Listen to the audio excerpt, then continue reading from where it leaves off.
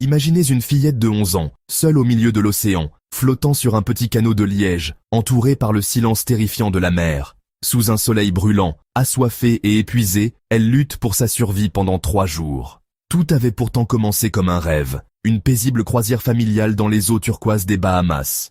Mais en une seule nuit, tout a basculé. Ce qui devait être des vacances inoubliables s'est transformé en cauchemar.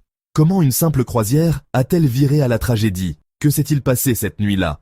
Voici l'histoire de Terry Jo, une histoire de survie où l'innocence rencontre l'horreur et où le courage d'une enfant vous marquera à jamais. Bonjour à tous et bienvenue sur votre chaîne Espace Merveilleux. Un voyage semblait pourtant simple, 5 jours de pur bonheur à bord du voilier Bluebell, un élégant yacht de 18 mètres naviguant sous la direction expérimentée de Julian Harvey, un marin aguerri, vétéran décoré de la Seconde Guerre mondiale. Aux côtés de Harvey se trouvait sa jeune épouse, Dan, pleine de vie et rayonnante de bonheur. La famille Duperrault, quant à elle, était en quête de souvenirs inoubliables lors de cette croisière idyllique dans les eaux cristallines des Bahamas. Arthur Duperrault, sa femme Jean et leurs 3 enfants savouraient chaque moment, éblouis par les paysages tropicaux qui les entouraient. Tout semblait parfait, le soleil baignait le pont du voilier, le vent soufflait doucement dans les voiles et les rires des enfants résonnaient joyeusement. L'équipage et les passagers se sentaient en sécurité sous la vigilance du capitaine Harvey. Cependant, derrière cette façade magnifique, une noirceur grandissait, tapie dans l'ombre. Personne à bord ne pouvait deviner que les sourires et la sérénité cachaient un plan sinistre. Le vent léger qui soufflait sur les eaux claires allait bientôt se transformer en une tempête humaine née de la trahison et de la cupidité.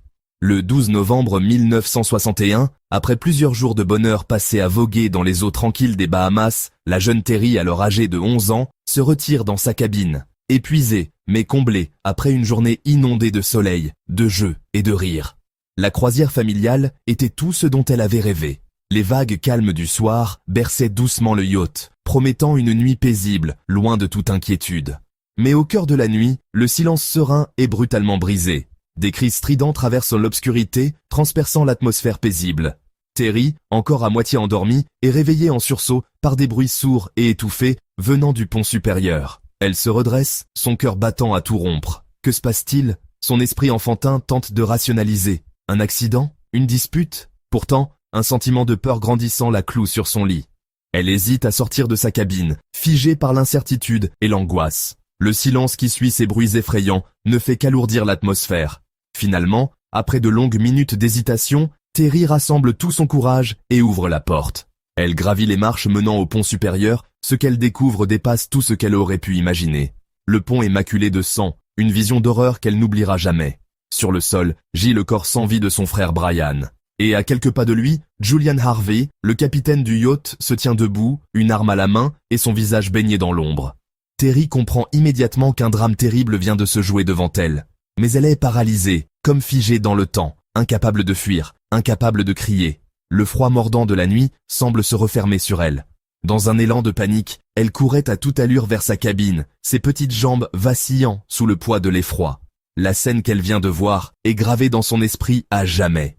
Mais pour l'instant, son seul instinct est de se cacher, son cœur battant à toute vitesse dans sa poitrine. Elle est momentanément paralysée, incapable de comprendre pleinement ce qui se passe. Pendant ce temps, Julian Harvey, dans une froideur calculée, met en œuvre son plan macabre. Décidé à effacer toute trace de son crime, il commence à saboter le Bluebell. D'un geste rapide, il coupe les cordes, ouvre les vannes et regarde sans émotion l'eau s'engouffrer à l'intérieur du navire. Le bateau, autrefois synonyme de liberté et de bonheur pour Terry et sa famille, se transforme lentement en un piège mortel. Mais malgré la terreur, Terry a seulement 11 ans, refuse de céder à la fatalité.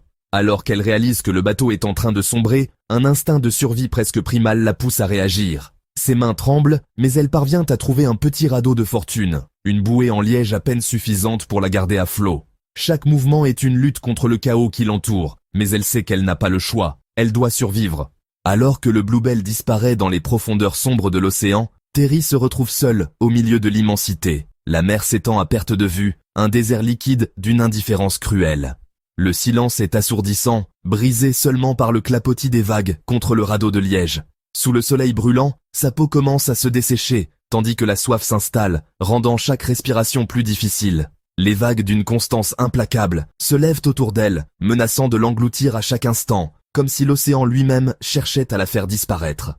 Pourtant, malgré la faim, la soif et l'épuisement, Terry ne perd pas espoir. Un courage inimaginable pour une enfant de son âge. Les 3 jours qui suivent plongent Terry dans un véritable enfer. Chaque seconde passée à dériver sur ce radeau devient une épreuve de plus en plus insoutenable. Le soleil impitoyable semble la dévorer vivante. Elle ne peut même plus se souvenir de la sensation de fraîcheur qu'offrirait une simple gorgée d'eau. La déshydratation s'empare d'elle, rendant sa tête lourde, la poussant lentement vers l'inconscience. Et lorsque la nuit tombe, l'espoir d'un répit est aussitôt anéanti par le froid glacial qui l'enveloppe. Les températures chutent brutalement, chaque frisson devenant une lutte supplémentaire pour ne pas sombrer. Terry, enroulée sur elle-même pour conserver le peu de chaleur qu'elle peut encore générer. Les vagues d'une constance cruelle la secouent sans pitié, comme si elle cherchait à la déstabiliser, à la faire sombrer dans les abysses. Malgré ces conditions insupportables, elle refuse de se laisser abattre. La solitude et la fatigue extrême jouent avec son esprit, la plongeant dans des hallucinations. Elle croit apercevoir des silhouettes au loin, des voiles blanches dans l'horizon bleu, des navires qui s'approchent pour la sauver. Son cœur s'emballe d'espoir, mais cette illusion s'effondre rapidement, laissant place à la désillusion. Aucun bateau ne vient, et elle se retrouve à nouveau seule perdue au milieu de l'océan. Pourtant, elle refuse de céder. Malgré son jeune âge, Terry fait preuve d'une résilience presque surhumaine. Le lundi 13 novembre, vers 12h35, un membre de l'équipage d'un pétrolier aperçut une scène étrange et inquiétante. Un homme, agitant frénétiquement les bras depuis un canot dérivant dans leur direction, hurlait désespérément. « Au secours, j'ai un bébé mort à bord !» Les marins, abasourdis, accoururent pour secourir l'individu. En le tirant à bord, ils ont remarqué immédiatement à l'intérieur du canot le corps sans vie d'une jeune fille aux cheveux roux portant un gilet de sauvetage. Son visage figé dans une expression de terreur témoignait des derniers instants tragiques qu'elle avait vécus. L'homme secoué se présenta comme Julian Harvey, capitaine du Ketch Bluebell. Avec une voix encore tremblante, il a raconté aux marins stupéfaits qu'une tragédie s'était abattue sur son navire. Selon lui, la veille au soir, aux alentours de 20h30, une rafale soudaine et violente avait frappé son navire, retournant rapidement le Bluebell et causant des dommages irréparables à la coque. Il a expliqué que sa femme Dan, ainsi que le père de Terry Joe, Arthur Duperreau, avaient été légèrement blessés dans le chaos, et que la situation était rapidement devenue ingérable. Harvey poursuivit en affirmant qu'il avait été séparé des autres membres de l'équipage et des passagers, incapable de leur venir en aide. Selon lui, en un clin d'œil, le Bluebell avait sombré dans les profondeurs de la mer, emportant avec lui les espoirs de sauver sa femme ou quiconque à bord. Seul à la dérive sur un petit canot de sauvetage, il prétendait avoir découvert le corps de Renée, la fillette de 7 ans. Harvey raconta qu'il avait essayé de la ranimer, usant de toutes ses compétences et de son expérience, mais ses efforts avaient été vains. Dévasté, il décida de garder le corps de la petite fille près de lui dans le canot, par respect pour elle et sa famille. Ce récit aussi tragique que déchirant plongea les marins dans un profond malaise. Ils se demandaient si un homme ayant traversé une telle épreuve pouvait rester aussi étrangement calme. De plus, certains détails troublants ont commencé à émerger. Le canot de sauvetage de Harvey était rempli de divers équipements de survie, soigneusement organisés, et l'homme lui-même semblait étrangement indemne pour quelqu'un qui venait de survivre à un naufrage aussi violent. Lorsque Harvey a été interrogé par les autorités, ses réponses restaient cohérentes, mais son attitude calme et presque détachée fit naître des doutes chez les enquêteurs. Comment avait-il survécu sans une égratignure, alors que tous les autres à bord avaient péri? Et pourquoi avait-il tant d'équipements de survie, alors qu'il prétendait que tout s'était passé si rapidement qu'il n'avait pu sauver personne? Malgré ces questions troublantes, il n'y avait aucune preuve immédiate pour contredire son histoire. Harvey est autorisé à rentrer à Miami le 15 novembre, où les gardes-côtes américains ont pris la relève de l'enquête. Pendant ce temps, une autopsie a été pratiquée sur le corps de la petite Renée. Le rapport a révélé que la fillette était morte par noyade, ce qui confirmait en partie l'histoire d'Harvey. Cependant, de nombreux détails restaient flous, et l'ombre du doute planait toujours sur ce qui s'était réellement passé à bord du Bluebell cette nuit-là. Le 15 novembre 1961, à l'aube du 4e jour, l'océan livre enfin son secret. Un bateau cargo grec, en pleine traversée, aperçoit une silhouette improbable à l'horizon, une petite fille seule flottant sur un radeau dérisoire au milieu de l'immensité bleue. L'image de Terry Joe, affaiblie mais incroyablement vivante après 3 jours d'errance en mer, marque à jamais l'équipage. Rapidement secouru, Terry Joe est emmené à l'hôpital, où les médecins luttent pour stabiliser son état critique. Pourtant, malgré la fatigue extrême et le choc, elle trouve le courage de raconter son histoire que personne n'aurait pu imaginer. Le voile de mystère entourant le drame du Bluebell se lève. Ce qui semblait être une simple tragédie en mer s'avère être un complot sordide. Terry Joe apprend plus tard que Julian Harvey, le capitaine du bateau, a lui aussi survécu et qu'il a raconté aux autorités une version des événements qui n'était qu'un tissu de mensonges. Mais il ignorait que Terry Joe avait survécu et détenait la vérité qui viendrait détruire son mensonge.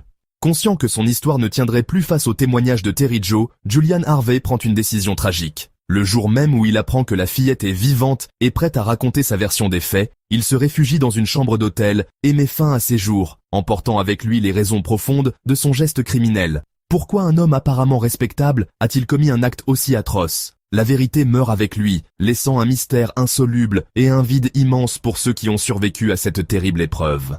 Après le drame, Terry Joe tente de reconstruire sa vie. Elle devient un symbole de survie, une preuve vivante que même dans les circonstances les plus désespérées, il est possible de triompher. Malgré cette tragédie, Terry Joe a choisi de vivre avec force et résilience, montrant au monde qu'elle est bien plus qu'une victime. L'histoire de Terry Joe est à la fois tragique et inspirante. Elle nous rappelle que le mal peut surgir de nulle part, transformant des moments de bonheur en cauchemars insondables. Mais elle nous montre aussi que le courage et la détermination peuvent triompher, même face à l'adversité la plus implacable. C'est ainsi que se termine l'histoire d'aujourd'hui. J'espère qu'elle vous a intéressé. N'oubliez pas de liker, de vous abonner et d'activer la cloche de notification. Merci d'avoir regardé et à bientôt pour une nouvelle histoire flippante.